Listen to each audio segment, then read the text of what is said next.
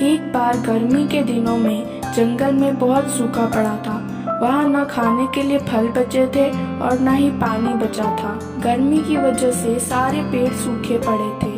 ऐसे में टूनी और उसके बच्चे भूख और प्यास से तड़प रहे थे, पर टूनी अपनी उम्मीद नहीं छोड़ती। वह खाना और पानी ढूंढने की तलाश में फिर से निकल जाती है और पूरे जंगल के चक्कर लगाती है, पर उसे निराश ही होना पड़ता है, क्योंकि जंगल में खाने के लिए कहीं भी कुछ नहीं मिलता और न ही पानी मिलता है। तब टूनी अपने बच्चों के साथ उड़कर पास के गांव में चली जाती है, लेकिन गांव आने के बाद भी टूनी को जंगल वाला ही नज़ारा दिखता है, क्योंकि गांव भी सूखा पड़ा होता है। वहाँ न खाने के लिए खाना होता है और न ही पीने के लिए पानी। तब टूनी के बच्चे टूनी से कहते हैं, माँ मुझे बहुत भूख लग रही है, माँ प्यास से मेरा गला सूख रहा है। तब टूनी अपने बच्चों से कहती है, हाँ मेरे बच्चों सब्र रखो, सब ठीक हो जाएगा। लेकिन टूनी मन ही मन सोचती है, मैं बच्चों को दिलासा तो दे रही हूँ, लेकिन सब कुछ कैसे ठीक होगा। मुझे भी बहुत भूख और प्यास लगी है और मुझ में इतनी ताकत भी नहीं बची कि मैं उड़ पाऊँ और मेरे बच्चों के लिए खाना ढूंढूं। क्या करूं अब मैं? तभी कहीं से खांसने की आवाज़ आती है।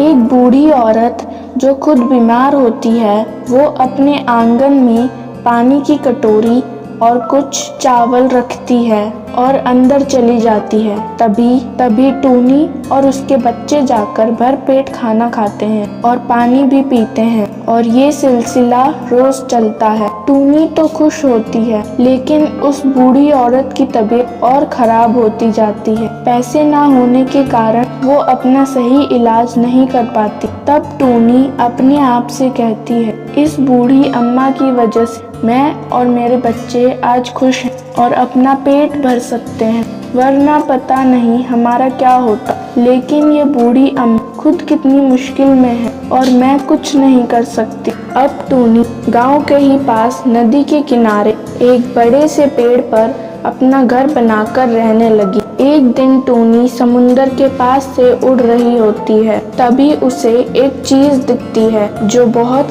चमक रही होती है। टूनी पास जाके देखती है तो वो एक अनमोल हीरा होता है। वाह, ये तो बहुत ही कीमती हीरा लगता है, पर ये मेरे किस काम का? तभी टूनी को बूढ़ी अम्मा की याद आती है। ये हीरा तो मेरे कोई काम का नहीं, लेकिन ये बूढ़ी आंटी की बहुत मदद कर सकता है। टूनी उस हीरे को अपनी चोंच में दबाकर उड़ती है और बूढ़ी अम्मा के घर ले जाकर रख देती है और वहाँ से चली जाती है। जब उन बूढ़ी अम्मा ने वह हीरा अपने घर में देखा, तब अम्मा कहती है, हे भगवान, ये कैसा चमत्कार है। आंटी सोचती है कि ये ईश्वर का कोई चमत्कार है, लेकिन असलियत में यह बूढ़ी अम्मा के अच्छे कर्मों का नतीजा होता है। अगर अम्मा पक्षियों के लिए खाना और पानी रखकर अच्छा काम न करती तो इनको हीरा कभी नहीं मिलता। आंटी उस हीरे को बेचकर अपना इलाज करवाती है और उनकी हालत